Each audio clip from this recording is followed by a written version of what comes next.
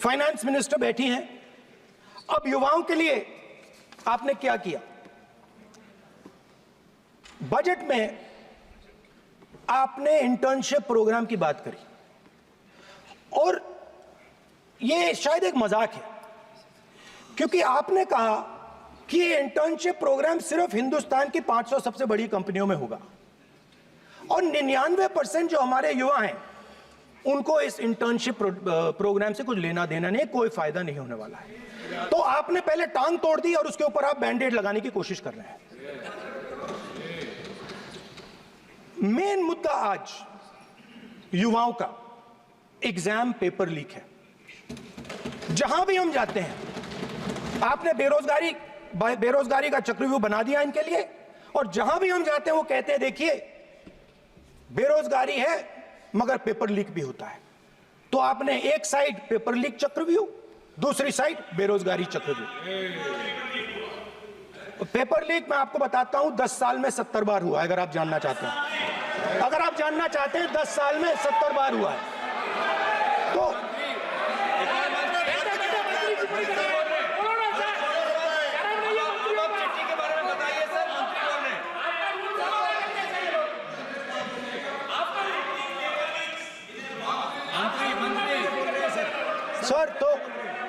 Sir तो paper leak के बारे में फाइनेंस मिनिस्टर ने बजट में एक शब्द नहीं कहा है। युवाओं के लिए पेपर लीक सबसे जरूरी मुद्दा है, उन्होंने एक शब्द नहीं कहा है पेपर लीक के बारे में। एक बार उन्होंने पेपर लीक नहीं कहा और उल्टा जो एजुकेशन बजट में पैसा देना चाहिए था वो आपने 20 साल में सबसे कम पैसा दिया है। 2.5% of budget is gone to education. Sir दूसरी तरफ आपने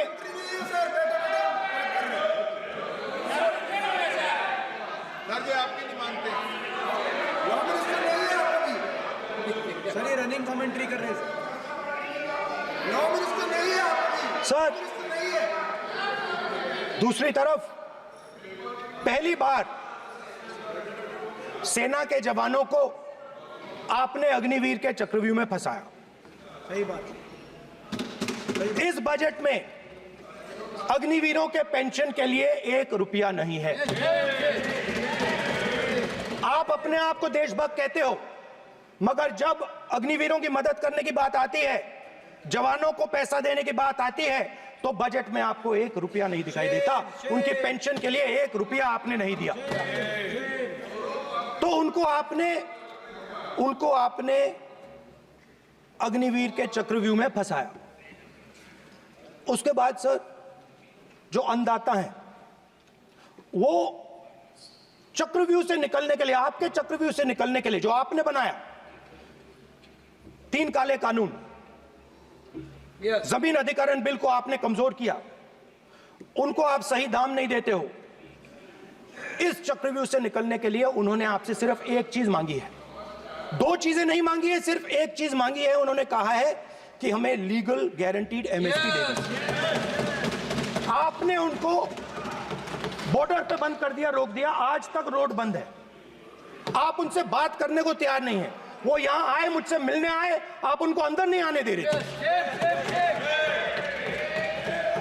माननीय सदस्य, आप सदन में असत्य नहीं कहे। आप वो सर, आप देखिए 1 मिनट। हाँ चलिए, चलो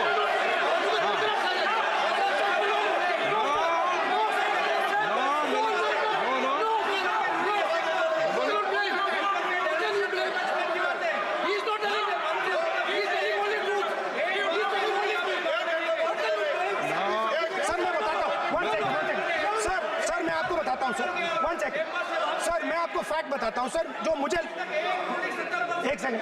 हाँ बता। मैं आपको फैक्ट बताता हूं, फिर आप मुझे करेक्ट कर दीजिए। स्पीकर सर, फार्मर्स का डेलीगेशन नहीं सर, मैं आपको फैक्ट बताता हूं।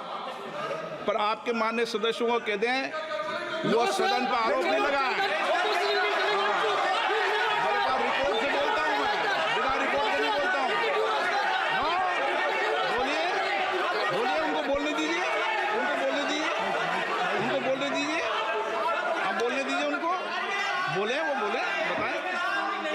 बताएं मैं बताऊंगा। Speaker sir, 1 second. Speaker sir, मैं आपको बताता हूं जो मुझे मालूम है। स्पीकर सर, मैं आपको बताता हूं। बैठिए। स्पीकर सर, हुआ क्या, वहां पे सर मुझसे मिलने एक फार्मर का डेलीगेशन आया। मुझे बताया गया कि फार्मर के डेलीगेशन को अंदर नहीं आने देंगे। मैं उनसे मिलने जब गया तब उनको अंदर आने दिया गया था। सर ये फैक्ट है सर। अब पता नहीं कोई मिसकम्युनिकेशन हुआ, वो अलग बात है, बट फैक्ट ये है कि जब मैं मीडिया के साथ वहां गया तब दरवाजे पार्लियामेंट के, संसद के उनके लिए खुले, उससे पहले वो बंद थे। ठीक है। और ये आप उनसे भी पूछ लीजिए सर। प्लीज नो, प्लीज एक मिनट प्लीज। आपने विषय उठाया इसलिए मैं बोल रहा हूं। ऐसे तो सदन की व्यवस्थाओं पर सवाल नहीं उठाना चाहिए। किसको आने दें, 1 मिनट प्लीज बैठिए। किसको आने दें, किसको अलाउ नहीं करने दें, ये स्पीकर का जुडिक्शन होता है। नंबर 1, जब ये सूचना आई आप मिले, उनसे अंदर मिले, लेकिन उसमें एक सदन की मर्यादा का उल्लंघन हुआ कि कभी भी सदन में माननीय सदस्य के अलावा दूसरा कोई व्यक्ति बाइट नहीं दे सकता। और हाँ, और आपकी मौजूदगी में बाइट दी, ये क्लियर करना चाहता हूँ। सर ये टेक्निकलिटी है सर, ये मुझे मालूम नहीं था। कोई बात नहीं। But sir please no. माननीय यहाँ पे हीरोइंस आके बाइट दे रही है सर। आप मत बोलिए, आपके नेता बोल रहे हैं। तो स्पीकर सर, जब महिला आरक्षण आया तो ये आपको बेटे बेटे स्पीकर कमेंट्री सर, हम करने का चाहते अधिकार थे। नहीं है। माननीय प्रतिपक्ष के नेता आपके बेटे बेटे सदस्य कमेंट्री कर रहे हैं, फिर वो कहते हैं कि लोग क्यों कमेंट्री कर स्पीकर रहे सर, हैं। हम चाहते थे, हमारा एक्सपेक्टेशन था कि जो अन्नदाता है, जो सरकार से सिर्फ एक चीज मांग रहा है, लीगल गारंटीड एमएसपी। हमें लगता था कि ये कोई बड़ा काम नहीं है सर, ये इतना बड़ा काम नहीं है। हमें लगता था कि अगर सरकार बजट में इसका प्रोविजन कर देती, अगर बजट में इसका प्रोविजन कर देती, तो जो हमारे किसान हैं जो चक्रव्यूह में, आपके चक्रव्यूह में फंसे हैं, वो निकल पाते। ये हमारी थिंकिंग थी, मगर आपने नहीं किया। तो मैं यहां इंडिया गठबंधन के तरफ से गारंटी देता हूं कि हम ये काम करके दिखा देंगे। जो आपने अपने बजट में नहीं किया, वो मैं हिंदुस्तान के सब किसानों से कहना चाहता हूं, गारंटीड लीगल एमएसपी हम इस सदन में पास करके आपको देंगे। स्पीकर सर, जो मिडिल क्लास है सर, वो प्रधानमंत्री को, अच्छी बात बोल रहा हूं,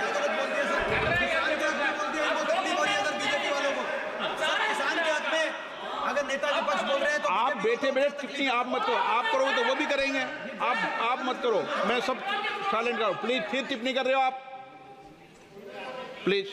माननीय सर मिडिल क्लास जो है, वो शायद इस बजट से पहले प्रधानमंत्री को सपोर्ट करता था।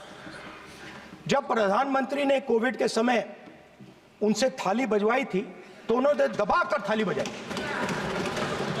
धड़ धड़ धड़ धड़ धड़, थाली बजाओ बजाई। हमें अजीब लगा, मगर प्रधानमंत्री ने मिडिल क्लास को ऑर्डर दिया तो मिडिल क्लास ने थाली बजाई। उसके बाद प्रधानमंत्री ने उसी मिडिल क्लास से कहा, मोबाइल फोन की लाइट जलाओ, और मोबाइल फोन की लाइट जली। मिडिल क्लास ने, पूरे हिंदुस्तान में मिडिल क्लास ने मोबाइल फोन की लाइट जला दी।